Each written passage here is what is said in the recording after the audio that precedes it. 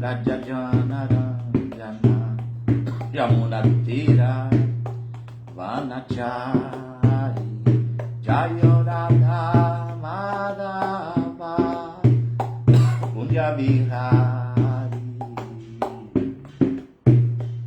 Jaya Gopijana Vallabha Girivaradari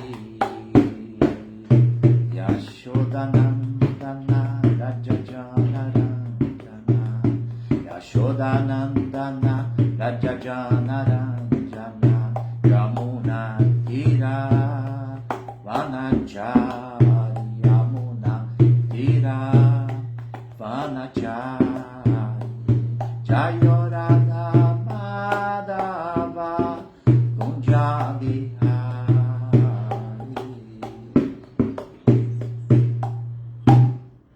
Jagat Guru Shila Prabhupada Ki Jai, Grantara Srimad Bhagavatam Ki Jai, Bhagavata Purana Srimad Bhagavatam Ki Jai. ISKCON Rio de Janeiro, bom dia. Sexta-feira, dia 31 de julho de 2026. Vamos aqui seguir a leitura do Srimad Bhagavatam, quarto canto. Finalizar o terceiro capítulo, intitulado Conversas entre o Senhor Shiva e Sati, e adentrar no capítulo 4, intitulado Sati abandona o corpo. Então vamos lá. Om Namo Bhagavate Vasudevaya. Om Namo Bhagavate Vasudevaya. Om Namo Bhagavate Vasudevaya. Narayana Namaskritya Naranchaiva Narottamam Devim Saraswatim Vyasam Tato Jayam Udiraye. Antes de se recitar este Srimad Bhagavatam, que é o verdadeiro meio de conquista, deve-se oferecer respeitosas reverências à suprema personalidade de Deus, Narayana. Anara, Narayana Rishi, o ser humano supremo, a mãe Saraswati, deusa da sabedoria, a Srila Vyasadeva, o compilador dos Vedas, e reverências também a Srila Prabhupada, o propagador de todo esse conhecimento. Jagat Guru Srila Prabhupada Ki Jai. Oi, Otávio Daniel, o Jasui Dassa, seja bem-vindo, também Adri Melo. Vamos lá, o pessoal vai se conectando, vou começar aqui a leitura. Tá? Verso 24. Tate nirikshyo napitapi dehakrit daksho mamadvita danuvrataschaye yo vishwargri yo vishwasrigyan yo vishasri jagyagatan varorumam Anagasan Durvachasakarotira. Tá, portanto, teu nirikshaha, ser visitado. Nanão, pita, teu pai, api, embora. Deha krit, o doador de teu corpo. Dakshaha, daksha, mama meu. Duiti, invejosos. Tatanu vrataha, seus, de daksha, seguidores. Cha, também. Ye, que. Yaha, que, daksha. Vishwasrik, dos Vishwasriks, Yagyagatan, estando presentes no sacrifício. Varauru, ó Sati, Man Amin, Anagasan, sendo inocente. Durvachasa, com palavras cruéis. Akarotiraha, insultou. Tradução e significado dados por sua divina graça. Bhaktivedanta Swami Srila Prabhupada Ki Jai, Jagat Guru Srila Prabhupada Ki Jai.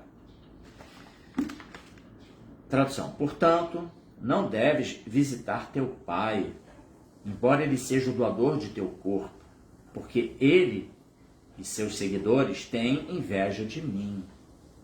Devido à sua inveja, ó adorabilíssima, ele insultou-me com palavras cruéis, embora eu seja inocente. Significado: para uma mulher, tanto o esposo quanto o pai são igualmente adoráveis.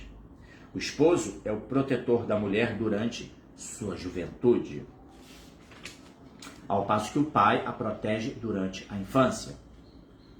Assim, Ambos são adoráveis, mas especialmente o pai, porque ele é o doador do corpo. O Sr. Shiva relembrou a Sati, abre aspas, teu pai é sem dúvida adorável, inclusive mais que eu. Mas toma cuidado, pois, embora ele seja o doador de teu corpo, ele também poderá ser o tirador de teu corpo, porque quando vires teu pai, devido à tua associação comigo, ele poderá insultar-te. O insulto de um parente é pior que a morte, especialmente quando se trata de alguém bem situado. Já está Prabhupada. Verso 25. Yadi vradisyasi atihaya madvacho badran bhavatya natato bhivya bhavishyati sambhavitasya swajanat parabhavo yadasa sadyo maranaya kalpate. Yadi se vradisyasi fores atihaya negligenciando madvachaha minhas palavras, badran bom, bhavatyaha teu, na não, tataha então, bhavishati tornar-se-á, sambhavitasya muito respeitável, swajanat por seu próprio parente, parabhavaha fores insultada, yada quando, saha este insulto, sadhyaha imediatamente, maranaya a morte, kalpate equivalerá. Tradução não vai ter significado e aqui finaliza o terceiro capítulo desse quarto canto. Se apesar dessa instrução decidires ir negligenciando minhas palavras, o futuro não te será bom. Tu és muito respeitável e quando fores insultada por teu parente, este insulto equivalerá imediatamente à morte. Então, antes de adentrar no quarto capítulo, no primeiro verso que eu vou ler também, não, eu vou ler logo, tá? Então, Sati abandona o corpo. Esse é o quarto capítulo do quarto canto. Verso 1, então.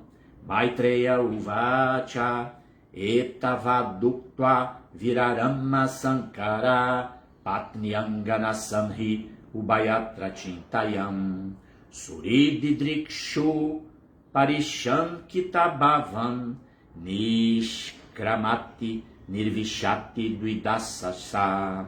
Maitreya uvacha. Maitreya diz, etavad, tanto, uktva, após falar, virarama, ficou silencioso, shankaraha, senhor Shiva, patnianganasam, a destruição do corpo de sua esposa, ri desde, ubayatra, em ambos os casos, chintayam, entendendo, surididrikshuhu, estando ansiosa por ver seus parentes, parishankita, estando temerosa, bhavat, de Shiva, nishkramati, saindo, nirvishati, entrando, duida, dividida, asa, estava, sa, ela, sati. Tradução e significado dados por sua divina graça, Bhaktivedanta Swami Srila Prabhupada, Ki Jai. O sábio Maitreya disse, o Sr. Shiva ficou silencioso após falar com Sati, vendo-a entre duas opções. Sati estava muito ansiosa por ver seus parentes na casa de seu pai, porém, ao mesmo tempo, temia a advertência do Sr. Shiva. Sua mente inquieta fazia-a entrar e sair do quarto, à semelhança de um balanço que se move para lá e para cá. Significado: a mente de Sati estava dividida entre ir à casa de seu pai ou obedecer às ordens do Sr. Shiva. A luta entre as duas decisões era tão forte que ela era empurrada de um lado para o outro do quarto e começou a mover-se como o pêndulo de um relógio. Shila Prabhupada Ki Jai. Om Agyanati Mirandasya Gyananjana Shalakaya Chakshura Militanjena Tasmai Shri Gurave Namaha Sri Chaitanya Manubhishtan Staptanyena Bhutale Swayam Rupa Kadadmahyam Dadati Shwapadantikam Shirupa Sissa Namam Vishnupadaya Krishna Prestaya Bhutale Shrimati Bhaktivedanta Swami Nityanamine Shirupa Sissanatana Bhatta Raghunatha Siddhiva Gopal Bhatta Dasa Raghunatha Sadhu Goswami Prabhu Skijai Vanchakal Patarubhyascha Kripa Sindhu Bhya Evacha Patitaram Pavanebhyo Vaishnavebhyo Namo Namaha. Jaya Sri Krishna Chaitanya Prabhu Nityananda Shri Advaita Gadadhara Shivasadi Gaura Bhakta-vrinda. Hare Krishna, Krishna Krishna, Hare Hare, Hare Rama, Rama Rama, Hare Hare. Então, gente, bom dia a todos vocês conectados aqui com a ISKCON Rio de Janeiro. Temos aqui o Ojasui Dassa, o Sérgio Azevedo, a Sundarang Devidassi, Luiz Rocha Goulart, Drimelo, GS Marcos, Cláudio Favorati e Buda Yod. Todo mundo seja muito bem-vindo. Estamos lendo aqui então, finalizando o terceiro capítulo do quarto canto e adentrando já no quarto capítulo, ainda lidando, tratando desse tema que envolveu as ofensas sofridas pelo Senhor Shiva, de seu sogro, Daksha, o Senhor Shiva que recebeu de próprio Daksha, a pedido do Senhor Brahma, o pai de Daksha, ele ofereceu a sua filha Sati ao Senhor Shiva em casamento, portanto, Shiva é genro de Daksha. Porém, Daksha, uma autoridade na realização de águias, de deveres sagrados, sacrifícios, rituais sacrificatórios védicos, ele ostenta-se uma condição de muita opulência, ele é muito reconhecido, muita notoriedade, dele emana um brilho corpóreo, assim, fantástico, e no momento, bom, isso aqui já é a história que a gente já vem acompanhando a maioria de vocês, mas estou só fazendo uma breve sinopse, quando da realização de um yagya organizado pelo Senhor Brahma, que reunia autoridades de todos os universos, de toda a manifestação cósmica, Daksha, ao adentrar no recinto, ele com seu brilho iluminou todo aquele recinto, imediatamente todos assim se levantaram para reverenciá-lo. Apenas o Senhor Brahma, que é o seu próprio pai, não se levantou, com que ele não se incomodou, mas ele que já invejava o Senhor Shiva, quando viu que o Senhor Shiva também foi outra personalidade que não se levantou para prestar reverências, ele se sentiu muito ofendido e lá naquele momento ofendeu o Senhor Shiva de todas as maneiras. O Senhor Shiva se manteve ali sóbrio, não se afetou com aquilo, mas vai se afetar agora aqui nesse quarto capítulo, quando ele toma conhecimento de que Sati abandonou seu corpo, por uma iniciativa própria, atentou contra a própria vida. Então, não é isso? Então, estamos aqui no momento em que Sati toma conhecimento de que seu pai está organizando um outro evento na sua própria casa, e ela conversa com o Senhor Shiva, então, porque é desejosa de ir participar também desse evento, na medida em que ali ela encontraria irmãs, parentes, amigos, enfim, personalidades, para ter vida social, para poder ali naquele momento. Mas o Senhor Shiva, então, está ponderando sobre os riscos dela ir, até mesmo dela se sentir muito ofendida e que a ofensa que possa ser dirigida por ela pelo próprio pai pode ser pior do que a própria morte, ou até conduzi-la a um ato impensado como que foi acontecer. Então esse é o contexto, o Senhor Shiva aqui alertando sobre as consequências desse desejo dela de comparecer, e ela tentava convencer o Senhor Shiva de que a acompanhasse nesse evento organizado por seu pai. Então eu vou reler aqui o verso 24, vocês que chegaram agora, temos aqui o Elias Pereira, também todas as glórias Srila Prabhupada, nosso querido Naturali, que é Urukrama Dassa presente, e o Ishavatara presente aqui também. Vamos lá, muito bom ter vocês aqui conosco, tá? Pessoal que está conectado pelo Instagram também. Então vamos lá, verso 24 que eu li, Tate nirikshona pitapideha kri daksho mamadvitadanu vrataschaye jo vishwasri Jagyagatam Varurumam Anagasam Durvacha Sakarotira. Tradução: portanto, não deves visitar teu pai, embora ele seja o doador de teu corpo, porque ele e seus seguidores têm inveja de mim. Devido à sua inveja, ó adorabilíssima, ele insultou-me com palavras cruéis, embora eu seja inocente. Depois do verso 25, Jadi Vradishasi Atihaya Madvacho Padram Bhavatyana Tato Bhavishyati Sambhavitasya Swajanat Parabhavo Jada Sasadyo Maranaya Kalpate.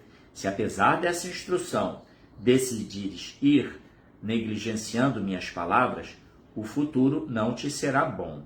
Tu és muito respeitável, e quando fores insultada por teu parente, este insulto equivalerá imediatamente à morte.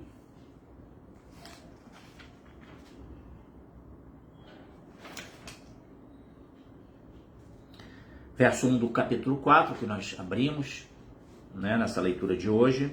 Maitreya Uvacha Etavat Uktva Virarama Sankara Patniangana Sanhi Ubayatra Chintayam Suri Didrikshu Parishankita Bhavam Nishkramati Nirvishati Duidasasa.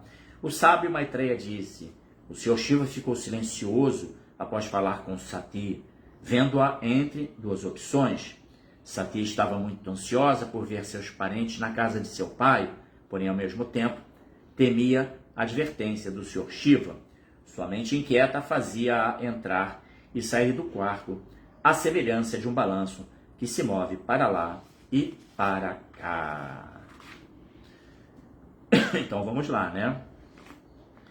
O contexto todo mundo já entendeu, todo mundo vem acompanhando. Jai Madana Mohana Dasa, reverências também, reverências a todos aqui que acompanham essa live hoje, tá bom? Da ISKCON Rio de Janeiro. Então, Srila Prabhupada aqui, já. Então, todo mundo já vem acompanhando, a maioria de vocês, está acompanhando esse imbróglio que envolveu Daksha e o Senhor Shiva.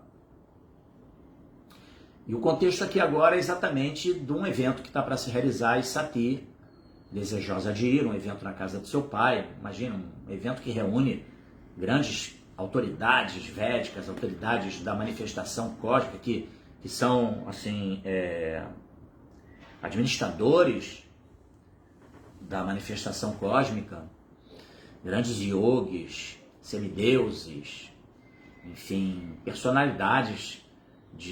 É um evento que reúne personalidades de vários planetas, né? Não só ali do local onde o evento vai se realizar, né? Então, Sati,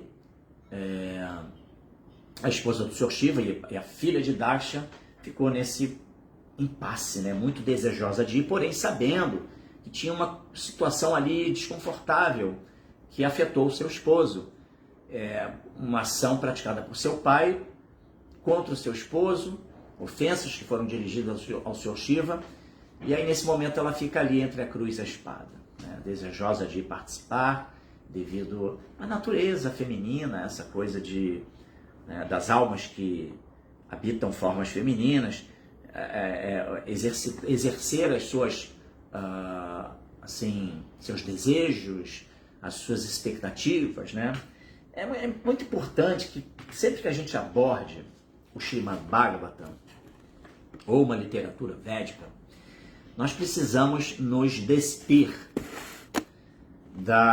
dos conceitos biológicos de vida e de existência, mesmo sociais. A gente tem que procurar entender as coisas pela ótica da transcendência, tá? Isso não é algo tão simples, obviamente, né? Uma pessoa que não tem uma bagagem, que não estudou, por exemplo, o 2º capítulo do Bhagavad Gita, que apresenta ali o resumo do conteúdo do Gita, que apresenta assim um estudo analítico da diferenciação entre matéria e espírito, né? Entender o que é o corpo, o que é o ser, a alma, né? Então fica muito difícil, porque nós vamos ter como referência as nossas percepções com base no conceito corpóreo de vida, no conceito mundano. E aí tem como se diz, os dogmas, né? Tem os aspectos culturais, sociais, os aspectos de gênero e toda a influência que uma série de componentes vão ali permear determinada situação. Então, primeira coisa, vamos elevar a consciência, vamos procurar enxergar as coisas pelo prisma do absoluto, né? Então, primeira coisa, nós temos aqui, por exemplo, Prabhupada faz uma citação, logo no início do seu significado, que pode ser mal compreendida, sobretudo nos dias de hoje, né? Kali Yuga avançou muito, então houve assim um combate muito grande ao machismo, o que é super importante, né? O que é o machismo? O machismo nada mais é do que almas que estão corporificadas em formas masculinas e que, devido à sua pujança, ao seu vigor físico superior à de almas que habitam formas femininas, né? No aspecto físico, né? Biológico, então eles se julgam, né, equivocadamente, exercem uma autoridade pervertida, né? Então daí se notabiliza o tal do machismo, né? Almas habitando almas, né? Almas espirituais. Então esse é o primeiro ponto, elevar a consciência e entender que somos almas espirituais e que vamos estar numa condição ali biológica, né, devido a um fato pregresso, tá? Inclusive é interessante que ontem eu assisti a um programa de entrevistas com um psiquiatra que é muito, assim, também nutrido com conhecimento espiritual. Então perguntaram a ele ele que já lidou assim com tantas situações em ambientes hospitalares, quais assim os eventos mediúnicos mais assim impactantes que ele presenciou. E aí ele discorreu sobre vários eventos, né? E numa dessas ilustrações que ele fez referência a um filósofo chamado Immanuel Kant, né? E aí ele citou que Immanuel Kant, dizia que existe o fenômeno. O fenômeno é o que? Um episódio que se materializa em razão de determinadas interações, né? A coisa acontece e ali se materializa o que se chama o fenômeno. Né? Fenômeno natural, por exemplo. Recentemente aqui no Rio de Janeiro e São Paulo tivemos ventos assim fortíssimos que provocaram muitos estragos, inclusive mortes, né? Pessoas acabaram abandonando o corpo em razão desse fenômeno natural. Mas então esse é o fenômeno, né? Como é que o fenômeno se manifestou? Uma ventania bizarra, né? E Immanuel Kant falava que tem um fenômeno, mas existe o nômeno. O nômeno é o que está antes do fenômeno e é o que dá causa ao fenômeno. Então, isso se alinha completamente com a filosofia védica, que explica exatamente que para todo fenômeno tem que ter por trás um agente, né? Uma deidade. Por exemplo, no caso dessa ventania bizarra que eu citei, os semideuses, né? O semideus que cuida dos ventos, Vaio, não é isso? Ele está por trás disso, né? E naturalmente os semideuses não estão nada satisfeitos com a forma como a sociedade humana, nós, almas espirituais que estamos em formas humanas habitando esse planeta, estamos lidando com o planeta, com, enfim, o tipo de vida que se estabeleceu, né, nessa Kali Yuga muito avançada, né? Então, isso é um fato, né? Por trás de todo fenômeno tem que ter um agente. Nada acontece de forma aleatória, existe sempre algo pregresso. Então, da mesma forma, quando uma pessoa vem para esse mundo e ela vai se abrigar numa forma masculina ou numa forma feminina, ela mesma é a causadora dessa situação na qual ela vai se inserir, tá? No seu ciclo de nascimentos e mortes, né? Nesse samsara, esse interminável ciclo de nascimentos e mortes.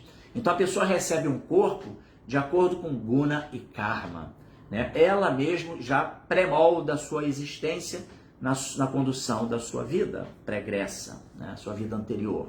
E assim vai, então é uma sucessão de ações e reações que vão colocar a pessoa num determinado status de vida, tá? Então, quando a alma recebe essa forma masculina, né, ela é dotada de determinadas características, entendeu? Determinadas características. Inclusive, sob o ponto de vista biológico, fisiológico talvez também, ela contém, na verdade, no seu organismo, testosterona, né? Graus de testosterona mais elevados. Essa constituição ali da alma que está do invólucro que aquela alma está usando, né? O homem está usando. Então, a testosterona faz com que aquele ser biológico ele seja mais viril, dotado de mais força. Por exemplo, seus ossos, a constituição óssea, a ossatura desse homem, né? Dessa alma nessa forma masculina, o seu invólucro tem uma estrutura óssea que é assim mais resistente, mais forte do que a da alma que está na forma feminina, né? A sua musculatura é mais desenvolvida, ele tem características que possibilitam a execução de manobras, de atividades mais austeras, mais perigosas, entendeu? Trabalhos árduos, né? Tudo pela força do homem. Então, a má compreensão, né, do verdadeiro ser que habita aquele corpo faz com que aquela pessoa se torne, muitas vezes, presunçosa da sua condição superior sob o ponto de vista biológico, em relação à alma que está na forma feminina. Então, esse equívoco, essa má compreensão das suas atribuições, de como ele deve usar a sua força, né? a biologia que ele dispõe em prol do benefício de todos, do ambiente que ele vive e das pessoas que o cercam, né? Isso daí, a má compreensão acerca disso faz com que a pessoa possua o tal do ego falso, né? Então eu sou mais forte, e aí explora, entendeu? Aí usa da força, usa da sua ignorância, né? Acerca de si mesmo, né? Da sua natureza como alma espiritual, de todos essas circunstâncias que o levaram a estar numa forma masculina, entendeu? Faz com que ele fique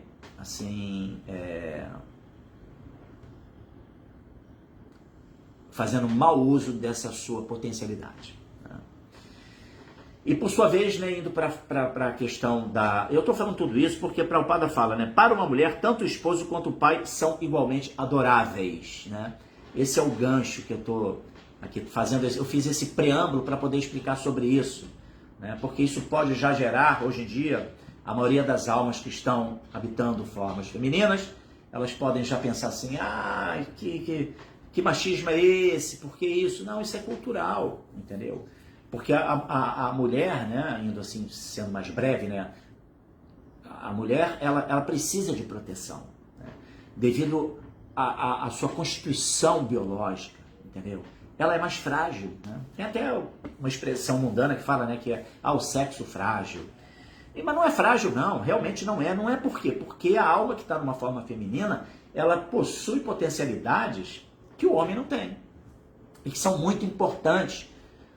Potencialidades que, por exemplo, eu mencionei que os homens têm mais testosterona, ao passo que as mulheres têm mais progesterona. E essa progesterona as qualifica, as capacita a serem muito mais amáveis, dóceis, acolhedoras, uma psicologia mais avançada em vários aspectos, até para lidar com as adversidades da vida. Então a força da mulher, entendeu? É algo assim incomensurável em relação ao homem. O homem é muito mais frágil em vários aspectos. Embora fisicamente ele tenha mais força, mais vigor físico, mas no aspecto emocional a mulher é muito mais forte, entendeu? Então é disso que a gente está falando. Isso promove o quê? Um equilíbrio de humores, um equilíbrio energético, né? Possibilita a união de ambos,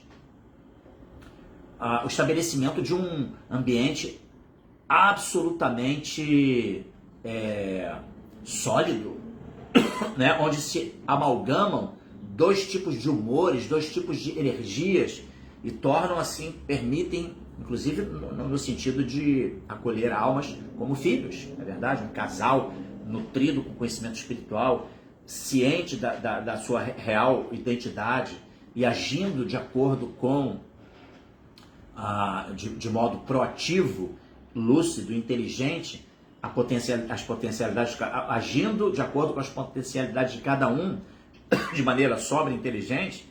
Caramba, é uma potência, um lar orientado espiritualmente, não é verdade?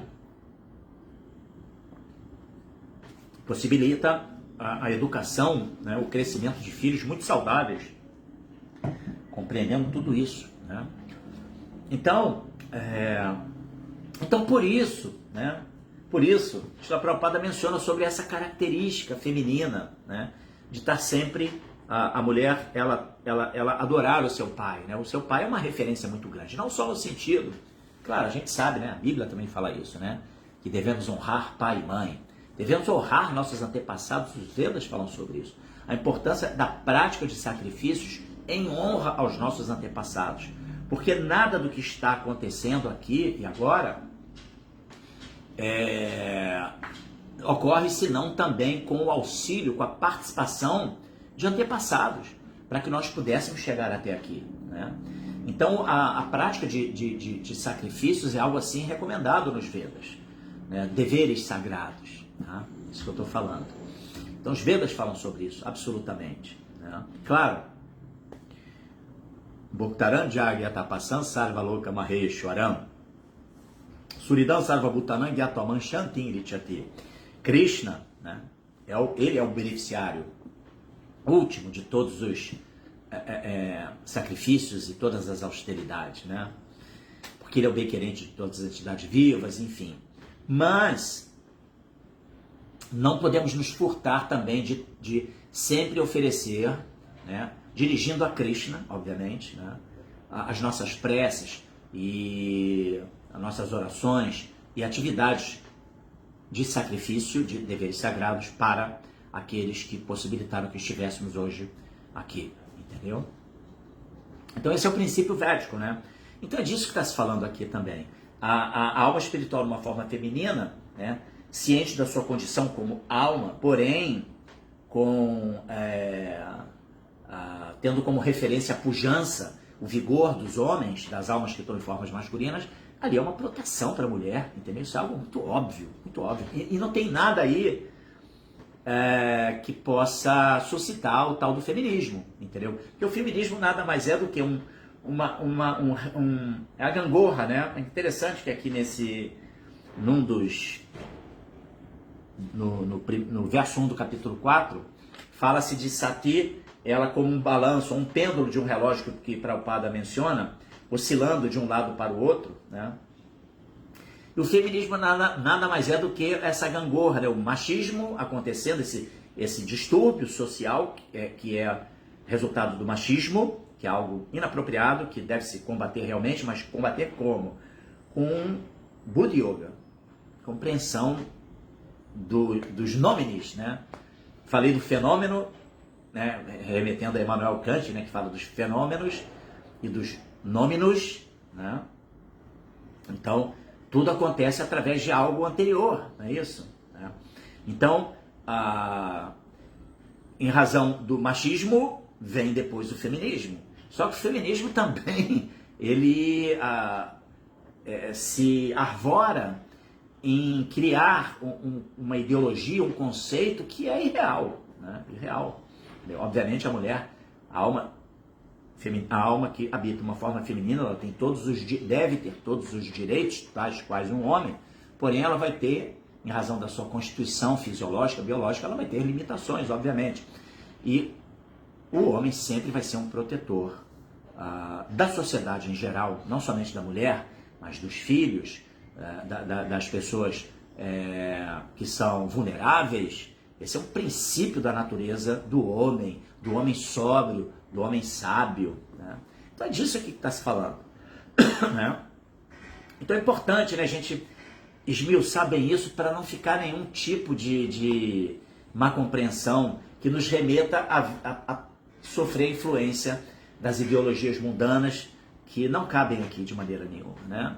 Não cabem aqui, porque os Vedas, imaginem, a ciência que é trazida diretamente pela própria suprema personalidade de Deus. Deus é completamente compassivo e misericordioso, e ele enxerga almas, ele sempre está vendo a todos nós pelo prisma da alma espiritual, relevando exatamente as condições que nos levam à prática de determinados atos e sempre buscando nos oferecer resultados pedagógicos para que a gente possa se desenvolver, enfim, e adentrar na seara da espiritualidade, da compreensão das coisas com os olhos da realidade, aquela terceira visão, na verdade, que se menciona também em textos escriturais, espirituais.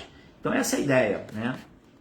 Então, dito isso, indo agora para o contexto em si, aí nós temos Sati completamente ali, em razão da sua natureza feminina, desejosa de participar de um evento organizado por seu pai, né, no qual teria a participação das suas irmãs.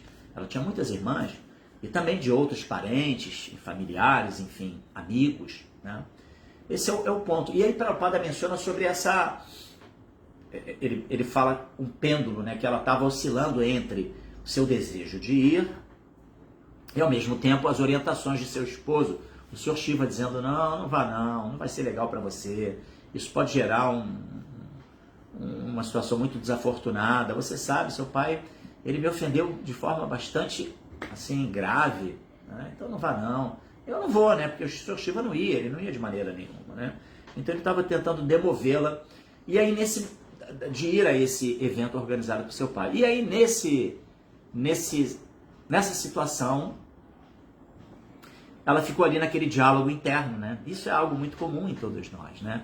Tomada de decisões, sobretudo em situações que existe essa dicotomia, né? Devo ir ou não devo ir, né? Devo fazer ou não devo fazer. Esse é o grande, embate que ocorre com todos nós, né? Aqui Prabhupada fala sobre a mente dela oscilando, né? Naturalmente ali se atendo ao shloka em si. Mas eu posso entender também, a gente pode entender também que ali é um diálogo interno de inteligência e mente. A mente desejosa de ir participar daquele evento, mas a inteligência discriminando, será que eu devo ir, será que eu não devo? A inteligência usando todos os argumentos, poxa, mas é o meu próprio pai que está organizando esse evento, poxa, minhas irmãs vão estar lá, é bom que eu possa ir também, participar e tudo mais, mas aí também, ao mesmo tempo, ponderando, poxa, mas o meu esposo está falando que eu não devo ir, né? Então essa oscilação, esse diálogo interno é algo muito comum em nós, almas que nos encontramos num estado corporificado, e aí discriminando, né, sobre o que devemos fazer, o que não devemos fazer, né? Isso é um dos principais, assim, princípios da vida espiritual, né? A gente sabe que lá, por exemplo, no sistema óctuplo de Patanjali, né, os primeiros passos são yama e niyama, que é exatamente o que eu devo aceitar, o que eu devo rejeitar, né, para a minha jornada espiritual. E isso tem que ter um poder discriminatório. Eu devo fazer ou não devo fazer? E com base no quê? No princípio de que isso vai me trazer benefício espiritual ou isso não vai me trazer benefício espiritual. Isso é danoso para mim ou isso é algo que agrega, né? Então a gente tem que estar sempre alerta em relação a isso. Isso também é explicado no Padeshamrita, no Néctar da Instrução, por Rupa Goswami.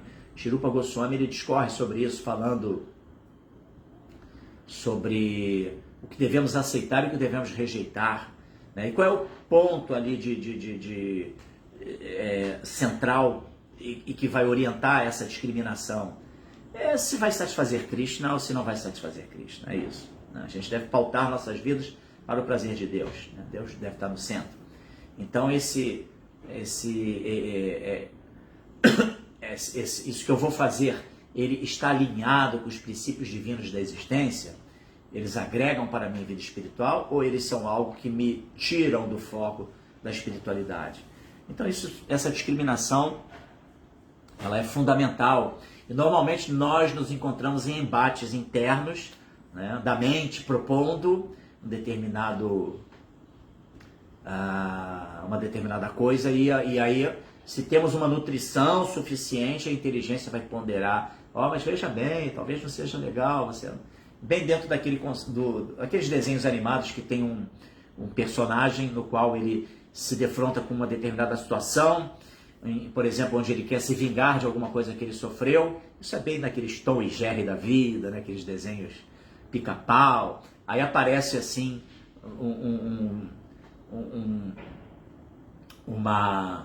um serzinho diabólico injetando, né, ânimo para fazer aquilo. Vai, faça assim, você tem que fazer, você tem que se vingar. E aí do outro lado aparece um anjinho, né, falando assim, não, olha, veja bem, pense bem. Então isso é uma realidade que permeia a vida de todos nós e por isso a gente precisa muito da orientação espiritual para que a gente possa tomar decisões corretas, né, e se privar, né, de maus resultados dos nossos próprios atos. Beleza? Então temos aqui o Otávio Odiassuidasa, que ele faz aqui um comentário. Adidávika Klesha, Adibáltica Klesha, Adiátmica Klesha. Aqui, porque eu citei a ventania que teve, né, que são os fenômenos que são assim controlados, os Adidávika Kleshas, né? Como o Odiassu aqui mencionou, são as três misérias da existência material, né? Adidávika, aquelas que são promovidas pelos semideuses, tá? Todo fenômeno natural, furacão, tornado, terremoto, maremoto, tsunami, tudo isso tem uma causa, né? Voltando lá ao que Immanuel Kant fala, né? Tem um fenômeno e tem um nominus, que é a causa, na verdade, o agente que gera o fenômeno, né? Então, essas três misérias, esses kleshas, tá? Esses distúrbios, eles são... Adidávicas são aqueles que são promovidos pelos semideuses, tá? Como o tal do vendaval que tivemos em São Paulo, aqui no Rio de Janeiro. Os adiátmicas são aqueles que são do próprio corpo e da mente, doenças físicas e doenças mentais. E a dibáldica, klesha, são aquelas misérias que são impingidas por outras entidades vivas, né? Então, obrigado, Odiassu, por essa sua participação. E aqui também ele fala, né, que Odiassu também, fragilidade não é sinônimo de incapacidade. Lógico que não, né? Eu me recordo de assistir a uma entrevista com um rapaz que ele nasceu sem pernas, sem braços, tá? Mas ele é muito bem-aventurado. Então ele vai para... Ele tem basicamente só assim o tronco, né? E ele vai a colégios, escolas, enfim, diferentes ambientes para poder ali levar o seu utsaha, seu entusiasmo para com a vida, né? E é comum a gente observar que as pessoas choram vendo como que ele é, assim, apesar de todas as limitações físicas que ele carrega, ele faz tudo e ele é muito bem-aventurado, completamente, assim, uma pessoa muito iluminada, sabe? Impressionante. Não me lembro o nome dele, ele é de uma nacionalidade ali do leste europeu, salvo engano. Então ele faz esses seminários no qual ele fala ali, né? As pessoas ficam assim, abismadas, né? Ele nada, faz praticamente tudo, entendeu? Apesar de todas as suas limitações, mas é muito bem-aventurado, né?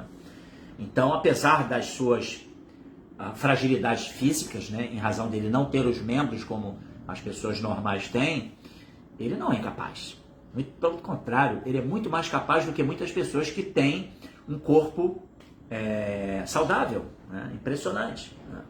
Tanto assim que elas começam a chorar porque elas observam, caramba, ele está nessa condição e ele é tão capaz, ele é tão forte, né? Espiritualmente, mentalmente, né? Emocionalmente, psicologicamente, entendeu?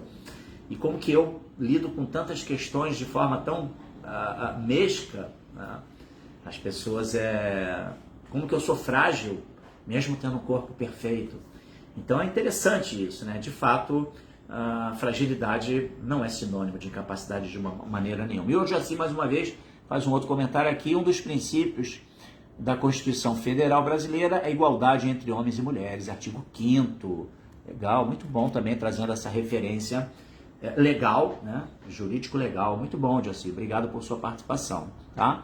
Aqui no nosso Instagram, temos uma turminha aqui que está conectada, mas que não... Opa, peraí, me parece que teve aqui... Não, nenhum comentário não. Apenas um salve aqui do Ishavatara. E mais nenhum. Então, gente, me parece que é isso, né? Vou ficando por aqui desejando a todos vocês um bom final de semana, tá bom? Lembrando que aqui no Rio de Janeiro teremos esse final de semana a realização no domingo do Ratha Yatra, tá? Opa! O Elias aqui, o Ishavatara, sou deficiente físico e tenho agilidades marciais na cadeira de roda. Jaya, que legal, Ishavatara. Pronto, muito bom. Aí, temos aqui um exemplo clássico, aqui um exemplo prático, né? De uma pessoa que tem uma deficiência biológica, né? Física, tá? Mas, no entanto, né? E é um grande devoto que está aí nutrindo-se com conhecimento, com os significados do Bhaktivedanta Srila Prabhupada e, portanto, um exemplo vívido, né? De que fragilidade não é sinônimo de incapacidade. E temos aqui o Fernando Araújo da Silva. No Brasil tem o Tiago Link, do Rio Grande do Sul, que nasceu sem os braços e as pernas. Ah, legal. Obrigado, Fernando Araújo, por mais esse elemento aqui, agregando aqui no nosso debate de hoje. Muito legal. Então é isso, né? A gente vê que, de fato, a alma é o grande, né? Nós somos almas, entendeu? E apesar, né, dependendo do grau de instrução que nós temos na seara espiritual, a condição biológica não vai nos afetar. É óbvio que a pessoa vai ter algumas limitações, né, físicas, mas isso não impede que ela possa, entendeu? Sabe, ser uma pessoa rígida mentalmente e que não é frágil, né, que é dotada de capacidades, sim, entendeu? Muito legal. E aqui a Adilila também. Hare Krishna, Adilila, obrigado por sua participação, por estar aqui conosco. E eu já estou me despedindo em razão aqui do horário, tá bom? Então, Hare Krishna, Srila Prabhupada aqui já... aqui o Ishavatara. Já tive no Ratha Yatra do Rio de Janeiro há muitos anos atrás. Que legal, legal, Ishavatara, tá? Então é isso, né? Fico por aqui desejando a todos vocês um bom final de semana em consciência de Krishna, Srila Prabhupada aqui. Jai. Sim, irmão, a alma eterna é feliz por natureza. Aqui a Adilila, né? Finalizando aqui que a Adilila trouxe seu comentário, não posso deixar de trazer para vocês, né? Então ela comenta aqui que a alma é feliz por natureza, né? Que a alma não tem nada a ver com o corpo material temporário, somos almas espirituais, servos eternos de Krishna. Jai, Adilila, muito obrigado. Srila Prabhupada aqui, Jai, Hare Krishna, Hare Rama.